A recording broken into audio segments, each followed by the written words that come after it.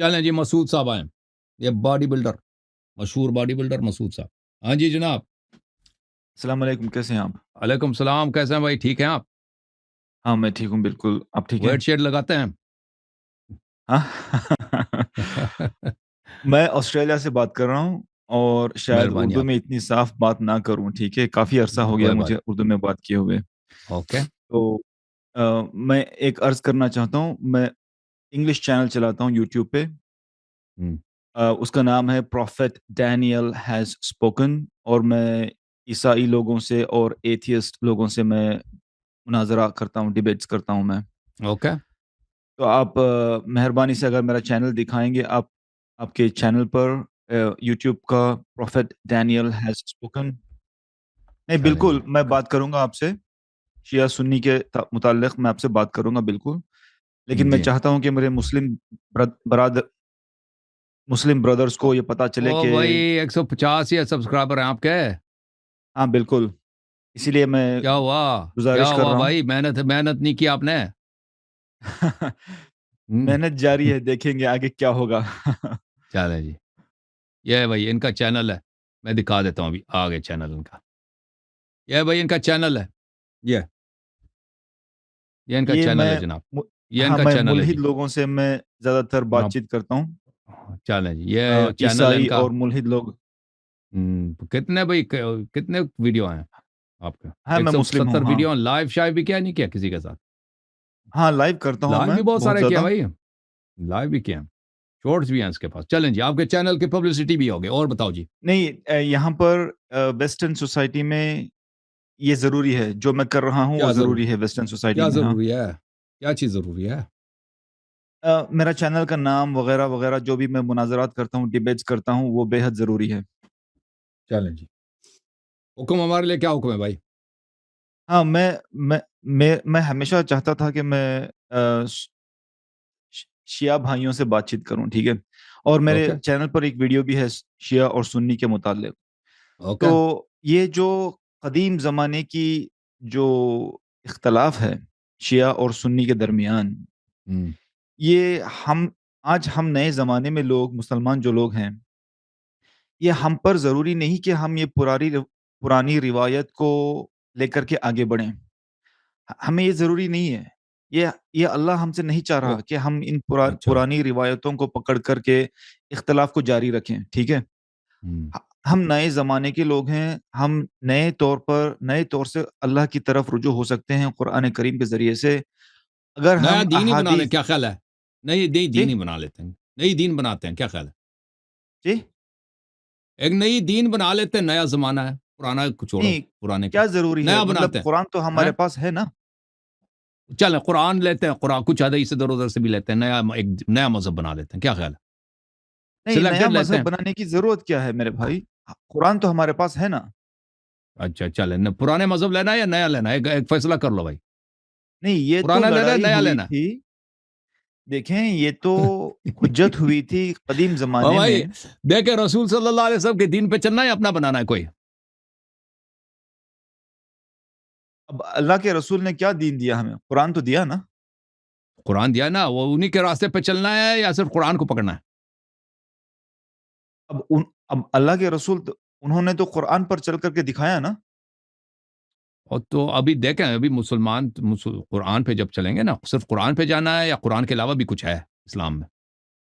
اب قرآن کے علاوہ جھوٹ بھی ہے کہ ہم جھوٹ کو لے کر کے چلیں گے. تو یہ کہاں سے پتہ چلے گا کہ جھوٹ ہے نا بھائی؟ کون سی باتیں جھوٹ ہیں، کچھ سچ ہے؟ اسی یہ لیے اس کو میں کہہ کوئی. رہا ہوں کہ قرآن ہاں، کی طرف رجوع ہونا بے حد ضروری ہے.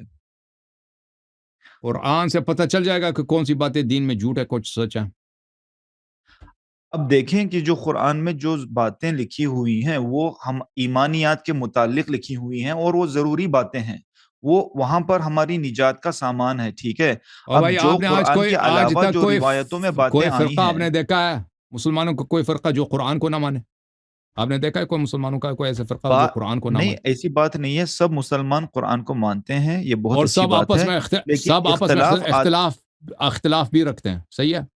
اختلاف آتا اس لیے ہے کہ قرآن کے علاوہ ہم بہت ساری روایتوں کو ماننے لگتے ہیں، اسی لیے اختلاف آتے ہیں، ٹھیک ہے؟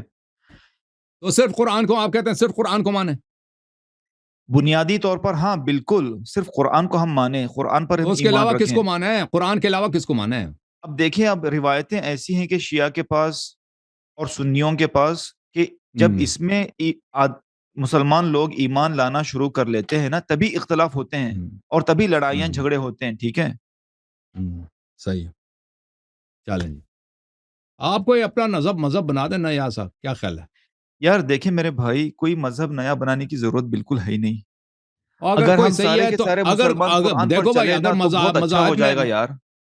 مذاہب میں اگر کوئی صحیح ہے فی الحال تو اسی صحیح کو پکڑتا ہے نا، اگر سبھی غلط ہیں تو آپ نیا ایک بنا دیں، اسی کو پکڑتے ہیں، کیا خیال ہے؟ نہیں، اس بات کی ضرورت بالکل ہے ہی نہیں، تو میں کیوں اس پر مزید تو فکر کیا کروں؟ کریں بھائی؟ صرف اگر قرآن لینا ہے، آپ کہتے ہیں نہیں صرف قرآن نہیں لے، قرآن کے علاوہ بھی لے لینا، قرآن کے علاوہ اب کیا دیکھیں چیز یار، لے لیں؟ علی رضی اللہ عنہ، انہوں نے حضرت ابو بکر اور آ، عمر اور عثمان، ان کے ساتھ انہوں نے مل کر کے کام کیا، ٹھیک ہے؟ نہیں کیا نا، اب یہی تو جھوٹ ہے، کوئی اب کام نہیں کیا، نہ ان کے فوج میں کہ ایک دن رہے، نہ ان کا کوئی گورنر رہے، نہ ان کا خزانہ دار رہے، نہ ان سے کوئی تنخواہ لی ہے، کیا کام کیا ان کے ساتھ؟ اچھا یہ جھوٹ مشہور کر دی۔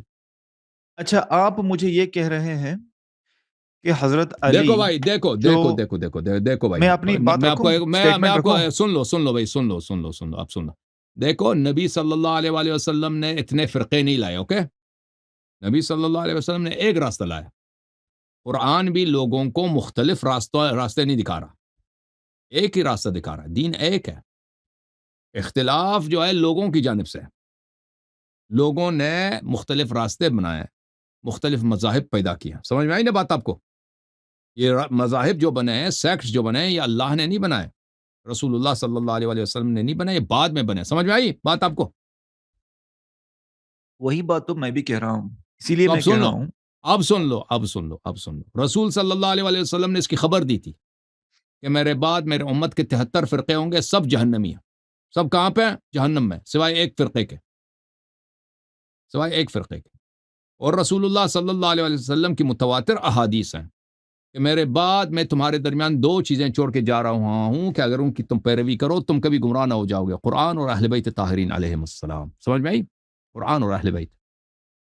دیکھیے، یہ 3 حدیثیں ہیں، ایسی ہیں کہ ایک حدیث میں ذکر آتا ہے کہ قرآن اور اہل البیت، دوسری حدیث یہ میں ذکر متواتر ہے، آتا ہے قرآن اور سنہ، تیسری وہ حدیث میں وہ ذکر وہ آتا ہے وہ صرف اس کی قرآن، سند ہی نہیں ہے جی، ہاں وہ صرف سند ہی نہیں ہے۔ قرآن، ٹھیک ہے؟ جب، اور میں جانا چاہوں گا یہ تیسری حدیث کے ساتھ نا، قرآن۔ اب ہوں، ہمیں یہ پتا چلتا ہے کہ بعد میں لوگوں نے یہ نئی باتیں ایجاد کر لی، قرآن اور سنت، قرآن اور اہل البیت، یہ ایجادی حدیثیں گڈ ہیں، بھائی، ٹھیک ہے؟ یہ تو آپ کو دلیل کی ضرورت ہے نا، دلیل کی ضرورت ہے کہ یہ لوگوں نے جھوٹ بنائی ہے، یہ تو متواتر ہے، ایسے ہی بیٹ جو آپ کو پسند نہ آئے وہ جھوٹ ہے، لوگوں نے بنا دیا، اس طرح نہیں ہوتا بھائی، ٹھیک ہے نا؟